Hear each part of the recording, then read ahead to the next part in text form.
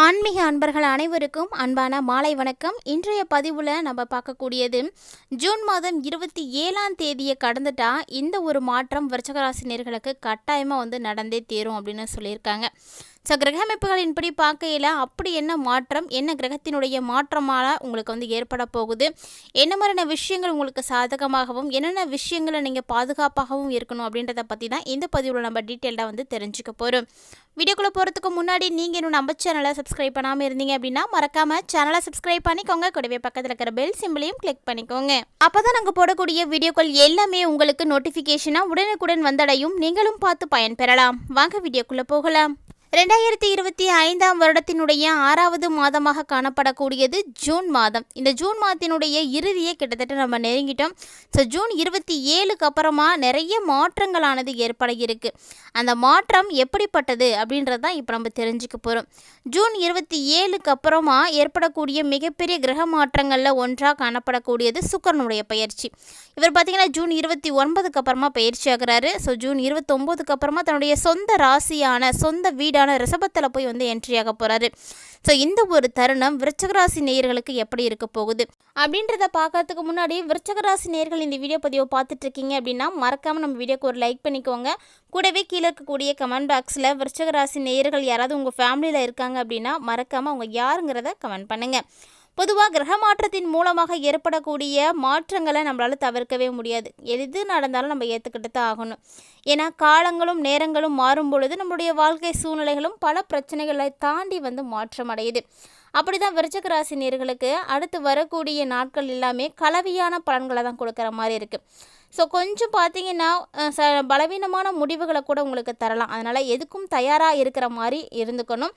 சொல்லப்போனால் சூரிய கிரகத்தினுடைய பயிற்சி இந்த மாதத்தினுடைய முதல் பகுதியில் உங்களுக்கு 8வது வீட்டில் தான் இருக்கும்.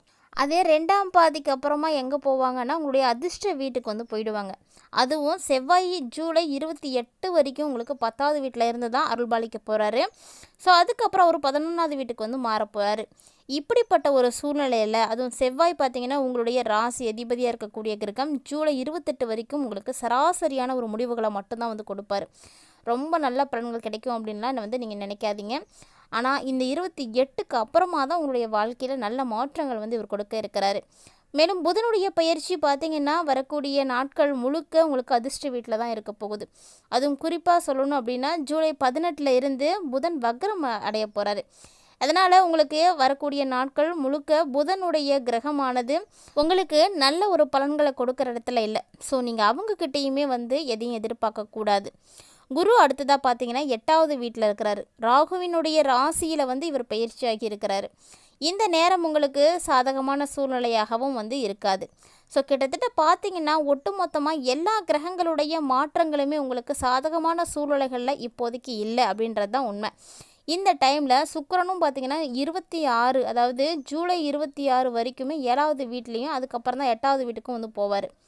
இந்த மாதிரியான நேரங்களில் உங்களுக்கு நல்ல ஒரு பலன்கள் கிடைக்குமா, ரொம்ப டாப் நாச்சாக இருப்பீங்களா அப்படின்னா கண்டிப்பாக இல்லை. சராசரியான ஒரு முடிவு தான் உங்களுக்கு கிடைக்க போகும். நிறைய விஷயங்கள் உங்களுக்கு சாதகமாக இல்லை அப்படிங்கிறதுக்கு இந்த கிரகங்களுடைய அமைப்புகளே உங்களுக்கு நல்ல விலைக்கு இருக்கும் அப்படின்னு நினைக்கிறேன்.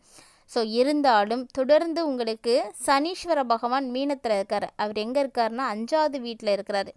இந்த டைம் தன்னுடைய சொந்த ராசி அதாவது சனியினுடைய ராசியில் இருக்கக்கூடிய நேரத்தில் சனிக்கிட்ட இருந்தும் நீங்கள் எதுவுமே எதிர்பார்க்க முடியாது.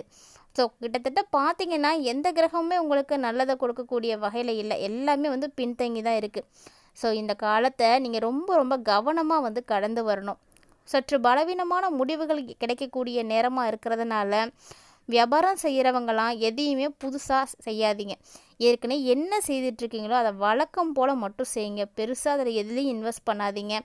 நீங்கள் உண்டு உங்கள் வேலை உண்டுன்னு இருக்கிறது தான் இந்த டைமில் நல்லது. அதுவும் பார்த்திங்கன்னா நல்ல ஆற்றல்களை பயன்படுத்தி நிறைய விஷயங்களை அடைய முடியும் அப்படின்றத நம்பிக்கையோடு செய்யுங்க. ஏன்னா முயற்சி தான் நமக்கு ரொம்ப முக்கியமானது. அதில் நமக்கு வெற்றி கிடைக்குதா தோல்வி கிடைக்குதா அப்படிங்கிறது அடுத்தபட்சம். நம்ம எந்த அளவுக்கு அந்த விஷயத்துக்கு அடையிறதுக்கு முயற்சி பண்ணியிருக்கோம் அப்படிங்கிறது தான் முக்கியமானது. அதோட இந்த டைமில் ஆராய்ச்சி மாணவர்கள்லாம் பார்த்திங்கன்னா இந்த டைமில் நல்லா வந்து படிக்க முடியும். அதுவும் ஆன்மீகம் சார்ந்து படிக்கக்கூடிய மாணவர்களுக்கெல்லாம் சிறப்பாக இருக்கக்கூடிய ஒரு காலகட்டமாக இருக்குது. விருச்சிக ராசி நேயர்களில் யாராவது அஸ்ட்ராலஜி படிச்சுட்டு இருக்கீங்க, ஆன்மீகம் சார்ந்த ஆராய்ச்சியில் இருக்கீங்க அப்படின்னா உங்களுக்கு நல்ல முடிவுகள் கிடைக்கும். ஸோ கண்டிப்பாக உங்களால் சிறப்பாக வந்து செயலாற்ற முடியும். இதோட மட்டும் இல்லாமல் விருச்சிக ராசி நேயர்களுக்கு குடும்பம் மற்றும் இல்லற வாழ்க்கை எப்படி இருக்குது அப்படின்னு ஆராய்ச்சி பண்ணி பார்த்தீங்கன்னா அதில் உங்களுக்கு நிறைய பாதிப்புகளானது ஏற்பட இருக்குது. சொல்லப்போனால் பிரச்சனைகளால் சூழப்பட்டிருக்கக்கூடிய நிலை தான் வந்து காணப்படுது. இந்த டைமில் நீங்கள் பிரச்சனையில் இருந்து வெளியே வரணும் அப்படின்னா என்ன பண்ணணும்? புத்திசாலித்தனமாக யோசிக்கணும். எதுலேயுமே வந்து அவசரப்படக்கூடாது.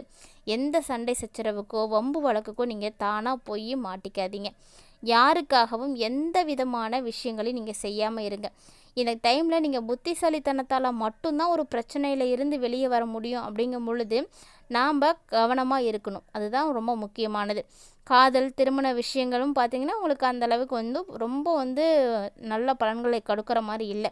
ஒரு சராசரியாக தான் இருக்க போகுது. பெருசாக நீங்கள் எதுவுமே இந்த டைமில் எதிர்பார்க்க வேணாம். அடுத்து வரக்கூடிய நாட்களில் நிதி விஷயங்கள் எப்படி இருக்கும்? அதுவும் உங்களுக்கு கலவையாக தான் இருக்கும்.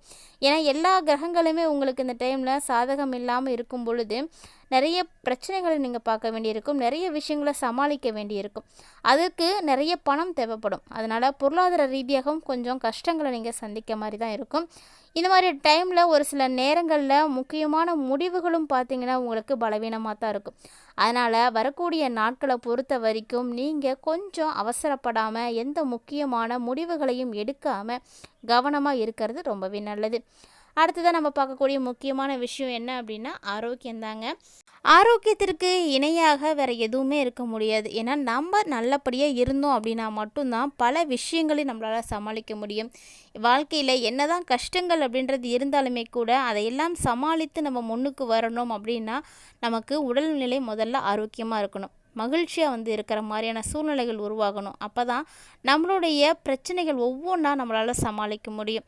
அதனால் விருச்சிக ராசி நேயர்கள் இந்த காலகட்டங்களில் உடல் ஆரோக்கியமும் கொஞ்சம் பலவீனமாக இருக்குது. சராசரியான பார்த்திங்கன்னா பெருசாக உங்களுக்கு நல்ல ஒரு இம்ப்ரூவ்மெண்ட் எதுவும் இருக்கிறதுக்கு வாய்ப்பில்லை. அதனால் எந்த விதமான விஷயமாக இருந்தாலும் சின்ன சிம்டம்ஸ் தெரிஞ்சாலுமே கூட உடனடியாக மருத்துவர் அணுகி அதற்குரிய மருத்துவ சிகிச்சைகளை நீங்கள் எடுத்துக்கிறது ரொம்ப நல்லது.